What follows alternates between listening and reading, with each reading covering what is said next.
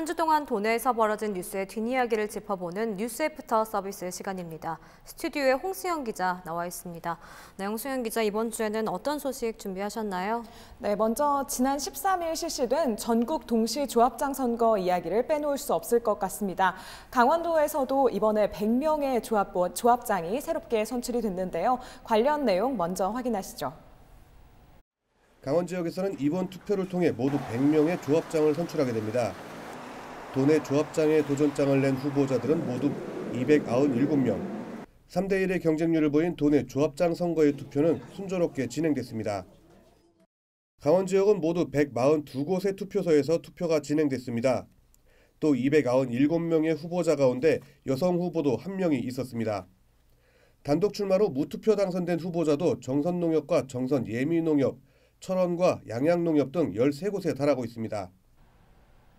네, 관련 내용 보고 오셨는데요. 현장 취재했던 박건상 기자 연결해서 좀 더 자세한 상황 알아보도록 하겠습니다. 네, 박건상 기자, 관련 내용 전해주시죠. 네, 조합장 선거를 앞둔 시기부터 취재를 했었습니다. 먼저 뒷얘기부터 좀 말씀을 드리고 싶은데요. 네, 선거 전 조합장에 도전한 후보자들은 한결같은 불만을 토로하고 있었습니다. 네, 바로 선거운동에 대한 제약과 그리고 현직 조합장에게만 유리한 선거운동 방법이었는데요. 네, 먼저 후보자 본인만 선거운동을 펼칠 수 있다는 것과 연설이나 토론회 등 자신의 포부와 정책을 밝힐 수 있는 자리가 없다는 것에 대한 불만이었습니다. 네, 또 무엇보다 조합원들에 대한 정보가 전무하다는 것인데요. 후보자들은 조합원들의 집을 찾아가지도 못하고 전화로 선거운동을 할 수밖에 없었는데 전화번호를 모른다는 것입니다. 현직 조합장의 경우 조합원들의 전화번호를 쉽게 확보할 수 있지만 도전장을 낸 후보자들은 조합원 전화번호 확보가 어렵다는 겁니다. 전문가들은 조합장 선거는 이미 기울어진 운동장에서 경기를 할 수밖에 없는 상황이라고 말하고 있습니다. 조합장 선거와 관련해서는 이미 위탁선거법 개정안이 국회에 제출됐지만 아직도 국회에서 잠자고 있습니다. 그리고 이번에 당선된 후보자들을 좀 만나봤습니다. 후보자들은 저마다 지역 농특산물 판로 확보를 가장 큰 숙제로 생각하고 있었습니다. 농민들을 위해서 존재하는 농협인 만큼 농민들이 생산하는 농산물의 판로를 늘려 농가 수익 증대에 나서겠다는 겁니다. 또 영농자재마트가 운영되고 있는 만큼 이 영농자재의 수급 다각화를 통해 보다 질 좋은 영농자재를 저렴하게 공급할 수 있는 방안을 찾아보겠다는 겁니다. 하지만 조합장들의 고액 연봉 문제와 앞서 말씀드렸던 것처럼 선거운동 방식 등에 대해서는 쉽게 포기할 수 없다는 모습입니다. 현직 조합장들을 누르고 조합에 당선된 사람들도 자신들의 권리라고 할까요? 자신들의 권한을 좀 포기할 수 없는 것 같습니다. 앞으로 이 부분에 대해서도 조합장들의 특단의 결단이 좀 필요한 부분입니다. 지금까지 보도국에서 전해드렸습니다. 네, 박건상 기자 수고하셨습니다. 네, 홍 기자, 관련 내용 좀 더 자세히 짚어봐야 될 것 같아요. 도내 조합장 선거 투표율 거의 80%에 육박했다면서 좀 높은 수치였나요? 네, 그렇습니다. 이번 강원 지역 조합장 선거는 선거 투표율은 79.8%였습니다. 전국 투표율인 80.7%와도 비슷하고요. 네. 2015년에 실시됐던 전국 제1회 동시 조합장 선거와도 0.3%포인트밖에 차이가 나지 않는 거의 비슷한 수준이라고 보시면 될 것 같습니다. 기본적으로 투표율이 좀 굉장히 높은 편인데요. 아무래도 투표권을 가지고 있는 사람들이 조합원으로 한정이 되어 있다 보니까 투표율이 좀 높지 않나 이렇게 풀이가 되고 있습니다. 네, 그렇군요. 이번 도내에서는 100명의 조합장이 좀 선출이 됐잖아요. 앞으로 임기는 좀 얼마나 됐는지, 연임은 어떻게 되는 건지 좀 궁금해하실 분들이 많을 것 같은데 짚어주시죠. 네, 일단 조합장의 임기는 4년입니다. 앞으로 4년 동안 조합장들이 농수축산물 판매부터 또 조합의 각종 업무 집행, 예산까지 다양한 업무들을 맡게 되는 건데요. 하지만 연임 제한 규정은 각기 좀 다릅니다. 특히 상임이냐 비상임이냐에 따라서 좀 크게 달라지는데요. 예를 들면 이번 조합장 선거에서 가장 많은 비중을 차지했던 농협은 상임조합장은 연임 2번, 비상임조합장은 아예 연임 제한이 없이 무제한이고요. 수협 같은 경우에는 상임조합장은 연임 2번까지 되고 비상임조합장은 연임 1번이 좀 허용이 되는 상황입니다. 사실상 연임 횟수에만 다들 차이가 있을 뿐 연임 자체를 맡고 있는 조합은 전혀 없는 상황입니다. 강원 지역만 봐도 조합장 선거에서 82명의 현 조합장 조합장이 출마를 해서 64명이 당선이 됐거든요. 이 가운데서 13명은 무투표로 당선이 됐고요. 10명 중에서 8명이 재당선이 된 꼴인데, 이에 따라 좀 이 사건을 보고 현직 조합장에게 선거 제도 자체가 좀 유리한 상황이 아니냐, 이 제도부터 손봐야 하는 게 아니냐, 이런 목소리도 좀 높아지고 있는 상황입니다. 네, 방금 현직 조합장에게 좀 유리한 선거라고 말씀하셨는데 어떤 점들이 좀 유리한가요? 네, 일단 조합장 선거는 선거 운동 기간이 13일로 짧고 후보자 본인만 선거 운동을 할 수가 있습니다. 배우자나 가족들도 선거 운동을 할 수가 없는데요. 또 유권자의 집이나 일터로 찾아가는 것도 금지되어 있습니다. 후보자들끼리 연설이나 토론회도 안 되고요. 후보자들은 조합원을 현장에서 만나는 것 외에는 정말 전화나 SNS를 통해서만 선거 운동을 할 수 있습니다. 그런데 그러다 보니까 후보자가 자신의 공약이나 내용을 알릴 수 있는 그 창구 자체가 좀 없는 거죠. 네. 그런데 그런 상황에서 새로운 후보가 나와서 얼굴도 알리고 공약도 알리고 이러기엔 좀 더 어려운 상황이고요. 조합장의 권한은 막강한데 선거운동에 이렇듯 제약이 많다 보니까 조합원들도 진짜로 누가 좀 우리 조합을 위해 열심히 일해줄 일꾼인지 좀 알기가 어려운 상황이고요. 또 새로운 후보들은 조합원의 좀 연락처조차 알기가 어렵습니다. 앞서 네. 박건상 기자가 좀 짚어줬지만 여러 제약들이 상당히 많아요. 사실 정보의 불균형이 좀 심각하거든요. 그래서 매년 깜깜이 선거다 이런 이야기를 들어왔는데 이번 선거도 좀 마찬가지였다. 이런 점은 좀 아쉬움으로 남는 것 같습니다. 네, 그렇군요. 사실 조합장 선거는 그동안 좀 돈 선거라는 오명을 벗어나지 못하고 있었는데 이번 선거는 좀 어땠었나요? 네, 아쉽게도 이번에도 강원 지역에서만 49건 모두 52명이 선거법 위반으로 적발이 됐습니다. 대부분의 금품, 향응 제공이 좀 문제가 됐었습니다.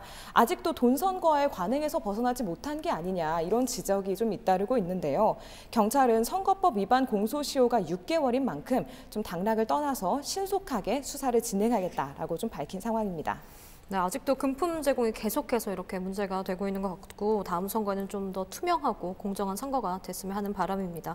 아무튼 제2회 전국 동시조합장 선거 여기까지 좀 들어보도록 하고요. 다음 이야기 넘어가 볼까요? 어떤 소식 준비하셨죠? 네, 이번에는 도내 미군 이전 부지 반환을 둘러싼 이야기를 좀 해볼까 합니다.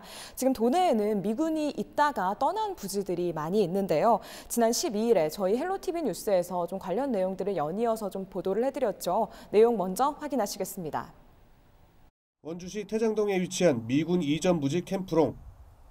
60년간 미군이 주둔했던 캠프롱은 면적만 해도 축구장 48배 크기에 달합니다. 하지만 아직도 부지 반환은 이루어지지 않고 있습니다. 현재 미군 측은 세계적으로 토양 오염 정화 비용을 자신들이 부담한 사례가 없다는 이유로 비용 부담을 거부하고 환경부는 원인 제공자가 당연히 부담해야 한다고 맞서고 있습니다.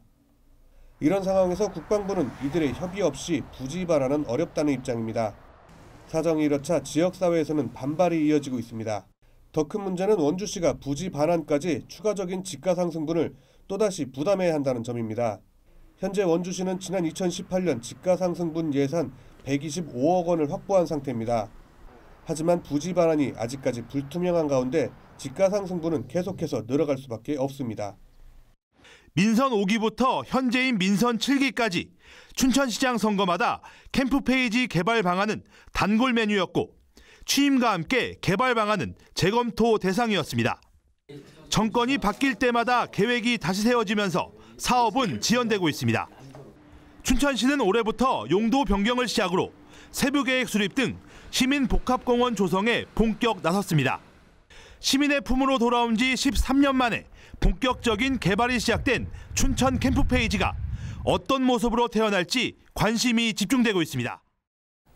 네, 미군 공여지 반환 문제 도내에서 계속된 수건 사업 중 하나인데요. 현장 취재했던 성기석 기자 연결해서 좀 더 자세한 상황 알아보도록 하겠습니다. 네, 성기석 기자 관련 내용 전해주시죠. 취재 과정에서 알 수 있었던 점 중에 하나는요. 이 주한미군 이전 부지 반환이 늦어지는 게 단순히 해당 지자체의 금전적인 손해에서만 그치지 않는다는 점이었습니다. 각 지자체들은 도시계획이라는 걸 세우게 되는데요. 이 계획이 1년, 2년 이후의 계획이 아니라 짧게는 5년, 길게는 10년, 또 그 이상까지도 미리 도시의 변화를 예상을 해서 그림을 그리는 작업입니다. 때문에 이 워낙 광활한 크기인 이 해당 부지들을 빼놓고 도시계획을 세우게 되면 소위 말해서 절름발이 계획이 될 수밖에 없다는 이런 한계가 분명히 있었습니다. 또 이 해당 부지들의 개발이 늦어지는 것뿐만 아니라요. 이 주변 지역의 토지를 가지고 있는 이 시민들의 재산권에도 분명히 차질이 빚을 수밖에 없다는 이런 문제가 있었습니다. 이 원주 캠프롱의 경우에는요. 해당 부지가 축구장 크기로 40개에 달하는 광활한 땅이고요. 춘천 캠프페이지는 그 2배인 80개에 달하는 부지인데요. 이 부지들 반환과 이 개발 계획이 하루 조속히 빨리 세워져야 할 것으로 보입니다.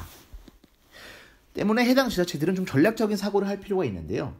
원주 캠프롱의 경우에 부지 반환이 끝난 이후에 이 개발 계획을 세운다면 그 시간이 또다시 지체가 될 수밖에 없습니다. 춘천 캠프페이지 같은 경우에도 이전이 끝난 다음에도 아직 개발 계획이 명확히 수립되지 못한 상황인데요. 이 부분들을 마무리하기 위해서 끝난 이후에 계획을 세우기보다는 그 이전에 어느 정도의 개발 계획을 또 도민들과 시민들과의 합의를 이뤄놓는 과정이 분명히 필요해 보입니다. 네, 성기석 기자 수고하셨습니다. 네, 홍 기자, 이런 문제가 계속해서 해결되지 않고 지지부진 지연되고 늦장을 피우고 있는 이유가 뭘까요? 네, 먼저 이 문제와 관련된 당국이 좀 너무 여러 곳이기 때문이라는 그런 문제도 있습니다.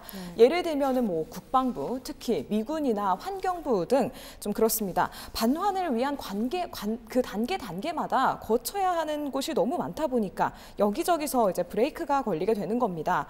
또 어렵게 반환을 받는다 해도 워낙에 부지 면적이 크다 보니까 지자체로서도 어떻게 이걸 활용을 해야 할지 다수의 주민들 좀 동의를 얻기가 어려운 부분도 있습니다. 그러다 보니까 갈등만 확대가 되고 아까운 부지만 그대로 개발이 되지 못하고 남아있는 상황입니다.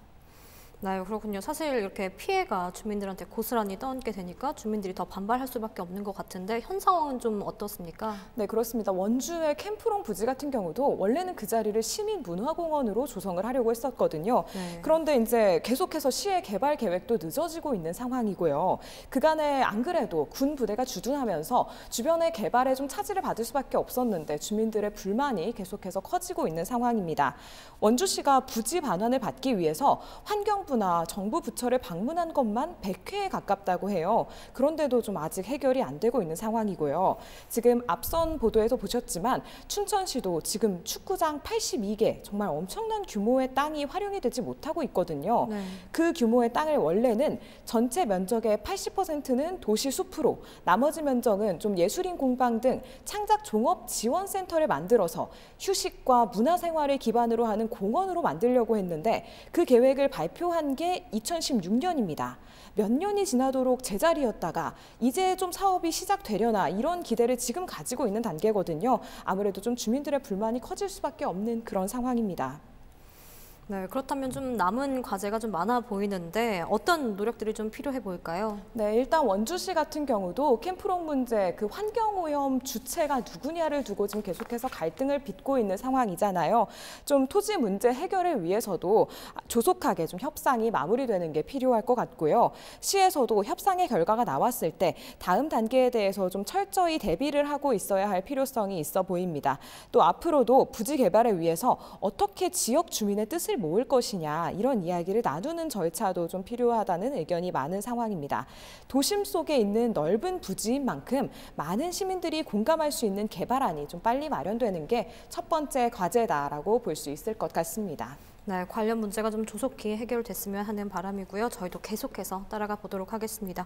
네, 마지막으로 강릉선 KTX 일원에 대한 내용 준비하셨다고요? 네, 그렇습니다. KTX 강릉선은 지금 출발역과 도착역이 청량리역과 서울역으로 이원화가 되어 있는데요. 지금 시민들은 좀 KTX의 활성화를 위해서 서울역으로 일원화시켜달라는 좀 요구를 계속해서 하고 있는 상황입니다. 어느덧 그 요구 3개월 정도 지났는데 지금은 어떻게 진행되고 있는지 관련 보도 내용부터 살펴보겠습니다. 강릉선은 평창 동계올림픽 이후 이용객이 급감했습니다. 서울 강릉 탑승객이 당초 예측 수요의 57% 수준에 머물고 있는 것으로 나타났습니다. 강릉 지역 시민사회단체는 서울역과 청량리역으로 구분되어 있는 KTX 강릉선의 시 종착역을 서울역으로 일원화해야 한다며 올해 초 코레일과 국토부에 건의서를 제출했습니다. 한편 국토교통부는 건의서 회신을 통해 서울역 일원화는 향후 강릉선의 이용 수요, 역사 혼잡도, 시설, 차량 여건 변화 등을 봐가며 중장기적으로 검토한다는 답변입니다. 강릉선 KTX 출발역 일원화에 대한 필요성에 대해서는 관련 기관에서 모두 공감하고 있지만 실제적인 일원화가 언제부터 시작될지 장담할 수 없는 상황입니다. 네, 관련 리포트 보고 오셨는데요. 현장 취재했던 신강현 기자 연결해서 좀 더 자세히 알아보도록 하겠습니다. 네, 신강현 기자 관련 내용 전해주시죠. 강릉 지역 시민사회단체들이 올해 초 강릉선 KTX의 이용 활성화를 위해 출발역과 도착역을 서울역으로 일원화해달라고 관련 기관에 건의했습니다. 건의서에는 강릉선 KTX의 이용 활성화와 안전 대책을 촉구하는 강릉시민 5만 3천여 명의 서명이 함께 담겼는데요. 강릉선은 평창 동계올림픽 이후 이용객이 급격히 감소한 데다가 지난해 12월 발생한 탈선 사고로 안전에 대한 신뢰도가 떨어졌습니다. 이에 따라 강릉 지역 사회단체들은 강릉선 KTX의 활성화를 위해서는 서울역과 청량역으로 구분되어 있는 강릉선의 시 종착역을 서울역으로 일원화해야 한다는 건의를 한 겁니다. 이후 3개월이 지난 지금 코레일 측과 긴밀한 실무 접촉을 이어온 지역 상공회의소에 따르면 출발역 일원화 필요성에 상당 부분 공감하고 있는 것으로 나타났습니다. 하지만 관련 부처인 국토교통부는 서울역 일원화는 강릉선의 이용 수요와 차량 여건 변화 등을 보아가며 중장기적으로 검토하겠다는 신중론을 펴고 있습니다. 그렇긴 해도 일각에서는 강릉선의 출발역 일원화에 대한 긍정적인 입장이 나오고 있고 내부적인 검토가 이루어지고 있다고 파악하고 있어 시민들의 시 종착역 일원화 요구가 언제쯤 관철될지 예의주시하고 있는 상황입니다. 네, 신강현 기자 수고하셨습니다. 네, 홍 기자. KTX, 강릉선 KTX 일원화 요구 계속해서 좀 주민들 사이에서 요구가 된 부분들이었는데 구체적으로 어떤 불편한 점들이 있었나요? 네, 아무래도 우선 서울역은 서울의 중앙 부분에 있고 청량리역은 좀 상대적으로 외곽에 있다 보니까 접근성에 대한 문제가 있는 겁니다. 지금 아무래도 서울역에서 강릉으로 출발하는 열차표를 저희가 좀 봐봤더니 오후 5시 1분이 막차고 나머지는 청량리에서만 강릉을 갈 수 있습니다. 또 주말에는 좀 추가적으로 열차를 증편하는데 모두 청량리역만 출발역이나 또 종착역으로 하다 보니까 거기서 오는 불편함 등 좀 주민들이 좀 그런 불편함을 많이 토로하고 있는 상황입니다. 거기다 이중 구간을 거치다 보니까 시간도 더 오래 걸리고 그런 불편함이 쌓여서 강릉선 KTX의 이용률을 떨어뜨린다는 것이 주민들의 의견입니다. 네, 그렇다면 강릉선 KTX 이용률 실제로 이용객들이 좀 많이 감소했었나요? 네, 코레일에 따르면 강릉 KTX의 월 이용객은 원래 올림픽 기간에는 81만 명에 달했는데요. 지난해 11월에는 31만 명으로 약 61% 감소했습니다. 물론 당시가 올림픽 특수라는 상황적 여건 때문에 열차 운행 횟수 자체가 많았습니다. 지금은 그 횟수 자체가 좀 줄어든 것을 무시할 수는 없지만요. 그래도 강릉 KTX 사고 이후에 안정성을 두고 아직 승객 입장에서 불안감을 느낀다 이런 여러 가지 의견도 존재하고 있는 건 사실이지만 그래도 시민들은 앞으로 강릉선을 더 발전시키기 위해서는 불편해주는 출발 도착역 이원화 대신에 서울역으로 통일하는 것이 좀 첫 단추가 돼야 하지 않나 이렇게 보고 있는 겁니다. 네, 필요성에 대해서는 공감하는 목소리가 좀 높아지고 있다면서요? 네, 그렇습니다. 국토교통부도 강릉 시민들의 의견의 회신을 통해서 서울역 일원화는 좀 향후 강릉선의 이용 수요나 현황 등을 파악해서 좀 고민을 해보겠다라고 밝힌 바가 있었는데요. 아직 구체적인 입장이나 계획이 나온 건 아니지만요. 불편함에 대해서 공감한다는 의견을 밝힌 만큼 일원화에 대한 시민들의 기대감은 좀 높아지고 있다. 이렇게 보시면 될 것 같습니다. 네, 모쪼록 시민들과 국토교통부 간 합의가 좀 잘 이루어졌으면 하는 바람입니다. 네, 이번 주에도 홍승현 기자와 한 주 동안 도내에서 벌어진 뉴스의 뒷이야기를 짚어봤습니다. 네, 홍승현 기자 수고하셨습니다.